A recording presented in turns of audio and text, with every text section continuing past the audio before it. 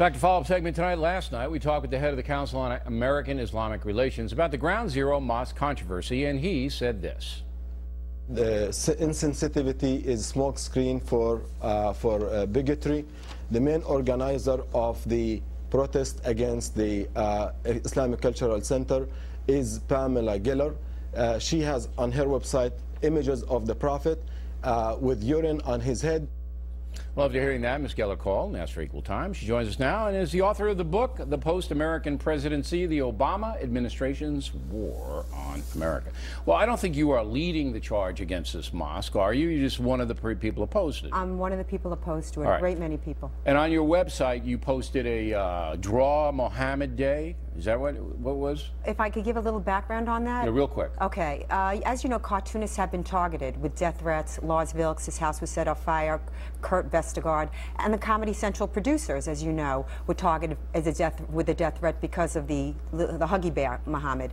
And so an unknown columnist and cartoonist in Seattle said, everybody draw Muhammad Day. And so it became viral on the net. Mark Stein wrote about it, Brad Thor supported it, and on May 20th, it was Everybody Draw Muhammad Day.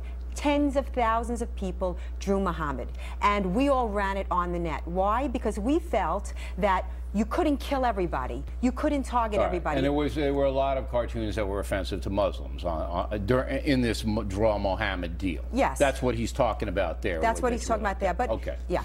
All right. So he says that you're one of the leaders and you're bigoted against Muslims, and this is why you object to the mosque. And this is patently untrue. I love Muslims. The Ground Zero Mosque is an offensive insult. It's a stab in the eye. I have no problem with mosques across the city, but we're talking about history, an Islamic history of building triumphal mosques on the cherished sites of conquered lands. And pointing out the dishonesty and the subversion is not bigotry or racism. It's a way of shutting people up, because if you're called a racist, nobody wants to be called a racist. So you're going back to Saladin and the Muslim marauders who, when they conquered territory, built mosques in Thanksgiving of their victories. That's where you're going back to? No, I'm going back to, first of all, CAIR was named a co-conspirator in the largest...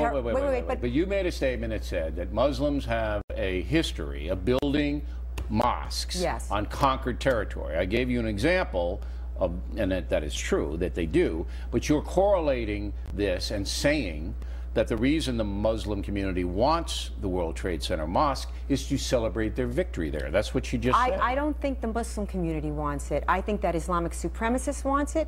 I think that if you look at Jewish history, the holiest site is the first temple, the Temple Mount. They built a temple on top of a mosque on top of the Temple Dome of the Rock. So you think it is generated then by Muslim extremists? By jihadists, by people who want a caliphate. By Islamic supremacists, and I do not believe that... Now, do you have any proof of that?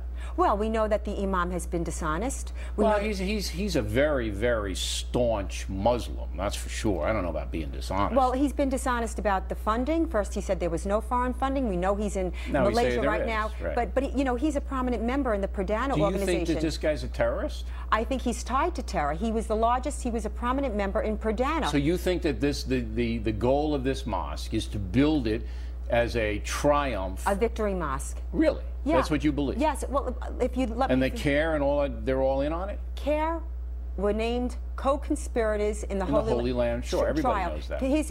Their leadership has been convicted of terror.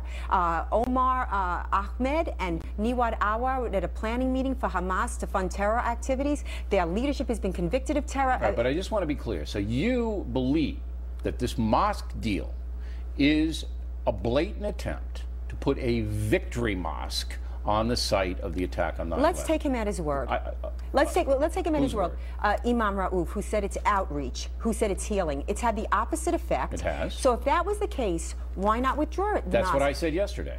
I agree with you. That's the case. Listen, the Muslim community would gain a lot of goodwill by saying, we understand, we sympathize, so we're going to just draw it back and do the mosque someplace else. But I'm not entirely sure of the in your face, we want to put a victory. Listen, why not put, if you're going to put a mosque looking down on the sacred ground of Ground Zero where they're still finding human remains, why not put a church in there and a synagogue? Well, that's what Newt Gingrich said. I think that'd be a good idea. Or why not, how about that there's no mosque at all and it's just a community center like the 92nd Street Y that doesn't have a synagogue, or the YWCA. All of those things I think should be considered. Ms. Geller, I got to run. Thanks for coming in. We appreciate it. Thank you for giving me an opportunity.